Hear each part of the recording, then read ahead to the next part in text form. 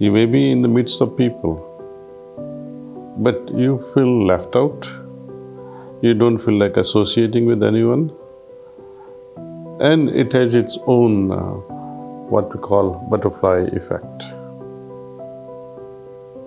This is loneliness.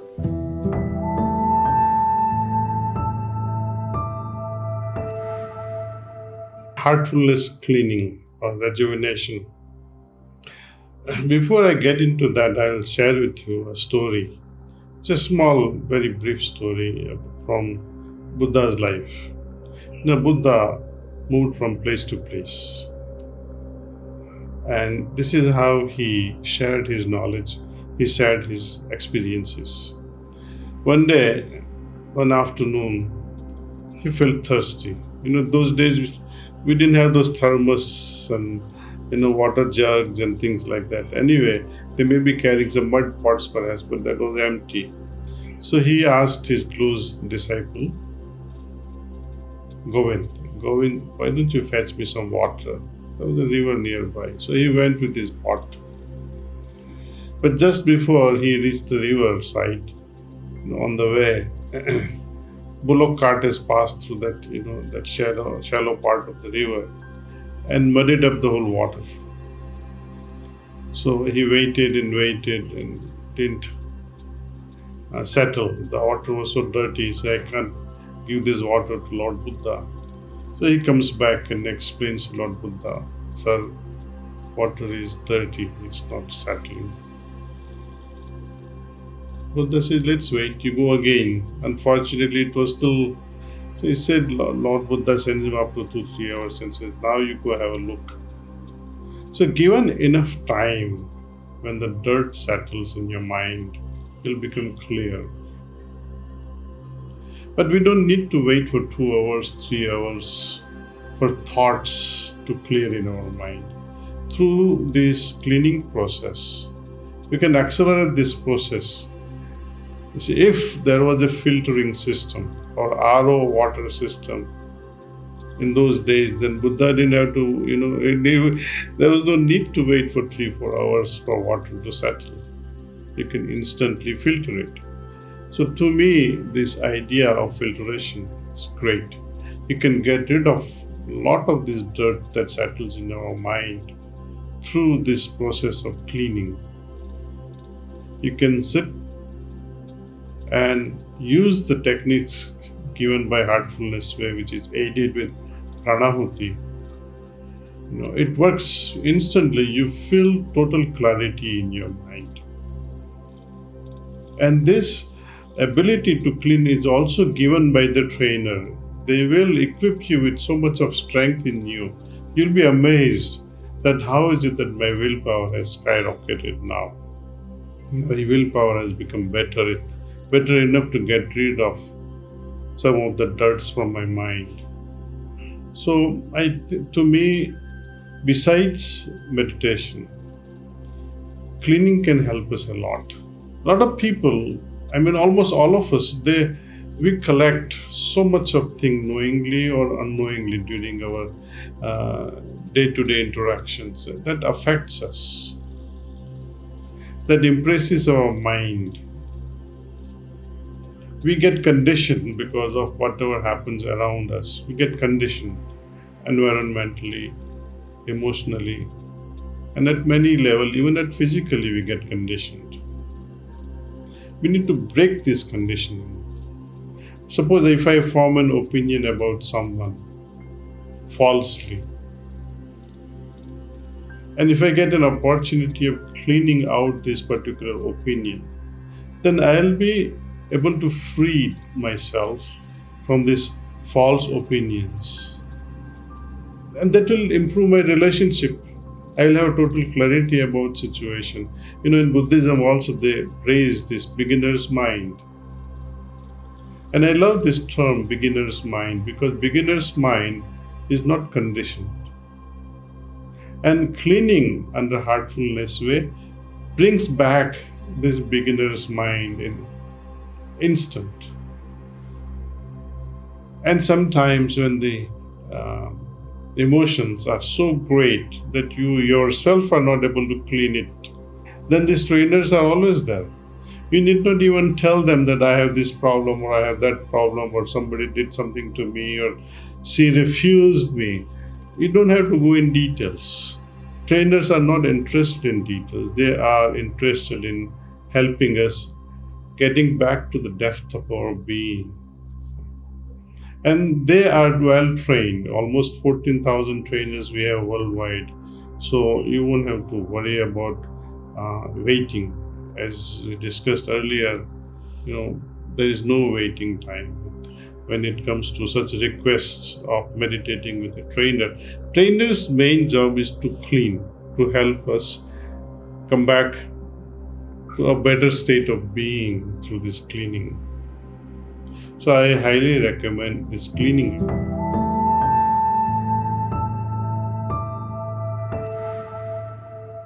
Anger, if it is casted upon oneself, when I make this mistake, then it can be a corrective measure.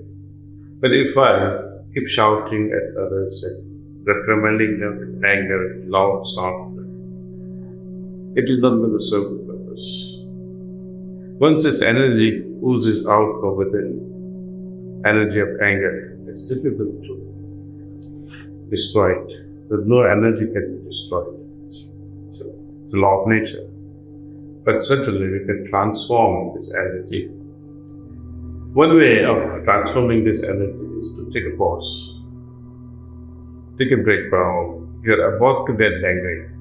That's when you take a pause and say, okay, maybe I should get or express my anger tomorrow. Let me study the situation. Why should I get angry? Why am I about to get angry?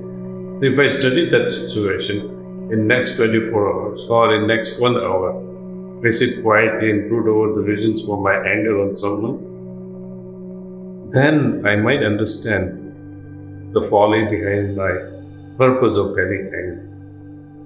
However justifiable I may be in getting angry, it becomes more perfectly fine. You have justifiable reasons. But buying time and expressing it saves the relationship. Even the other person who really made a mistake and you let go of that person from the wrath or anger, that person will also understand, look, he was totally justifiable, yet he did not upset with me, he did express his anger. He will be corrected automatically without saying a word. So, best would be to hold on for a moment, pause for a moment, and then see, okay, not now, I'll get angry tomorrow, or I'll get angry after an hour. You're buying time and analyze the whole situation. And perhaps, if it was your fault, you'll thank God. I had this 1 hour to put over, and thank God I didn't get angry. So this pause between arousal of anger and actually lashing out that anger is necessary phase. Where a child is provoked to be angry, but then again you train a child, look, it's not the right way. Let's hold on to this emotion for some time and see where it moves. I would make this person, if they can hold on from being angry, hold on to that moment. Get angry a bit later, 5 minutes later, nothing wrong with it. But between those moments, trigger of anger and mentally assuming that I will get angry in next 5 minutes or 10 minutes, you're holding on, you're buying time. I would recommend that you breathe deeply with left nostril. I don't mean just breathing alone. Deep breath. Yeah? No, I mean close your right nostril and breathe very deeply with the left nostril, at least 5-6 times. You will notice that anger will simply dissipate. It will dissolve away. Another way is, what happens to a man or a woman who is angry? 2 things happens. Their fists get tightened up, right? So next thing, moments you know that you're about to get angry, let loose your hands. Offer that energy to nature. Another thing happens when you're about to get angry, your jaws get tightened up. So, drop your jaw. Let go of it. Let yourself enjoy this moment of detensioning your jaws. So 3 things physiologically, if we can implement within those 5 minutes, you cannot get angry. Though you have every reason to get angry and be upset. But you now have a mastery over anger, over your emotion.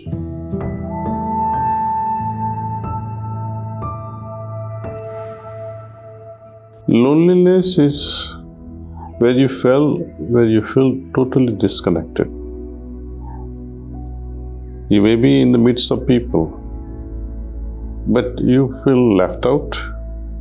You don't feel like associating with anyone. And it has its own, what we call butterfly effect. This is loneliness. It is not that you are absent or others are absent in your company, but something happens at an emotional level that makes you feel that you are not connected, you are all alone by yourself. Though you have your spouse with you, you have your children with you, you have your siblings with you, you have your parents with you, you have so many colleagues working with you. But this emotional disconnect makes one feel lonely. But there are times when you are all alone on your mountain house, still you don't feel lonely. So there is a difference between aloneness and loneliness. You need nothing even though you may be alone on the top of a mountain in a small hut. So loneliness is a disconnect even though you may be surrounded by so many individuals. Psychologically speaking, loneliness has many faces, many reasons. One is if you have let us say if you have inferiority complex also, though you have loved ones all around you, but you have denied this connection. Nobody belongs to me. You have denied it. So that is one reason of loneliness. Another one, I don't need anyone in life. I don't need to associate myself. I don't want to be part of it. So this comes from an extreme dislike, which is also not healthy. Both these scenarios requires treatment. And only treatment is love. How to work around such individuals, medicine will not help you. Only love will help you. How to bring back that person who thinks that you are nothing, I don't have to be associated with you. But it's okay, since I am nothing to you, but you are something to me. I love you, and this many caring words will help build this connection again and again. If this still denies respect his or her requirements, but keep in touch. I think regular touch with such individuals will improve the quality of their life as well as our life. Imagine when you know a family member who is lonely and suffering from some mental ailment. Would you abandon this person? So we have to stay in touch either via phone or regular visits. Even saying hello now and then will help. Antidote to loneliness is connection. I should be connected either within or with many people who are on the same page, those who are resonating with you, those for whom you always crave, I wish I had this company. So that breaks the loneliness. Connection with lively people makes your life even livelier. Well, you may be alone in your house and at 1 o'clock in the morning you felt like company and you would like to meditate. You can always use this phone app and connect with the person who will remotely meditate with you and, as they say, nourish you somehow through this meditation. You'll feel elevated, your consciousness will feel also so improved and refined. There are many heart spots throughout the world. There must be some in your town also, where people come together and meditate together. So togetherness, or what they call in Buddhism, Sangha, can help immensely towards combating loneliness.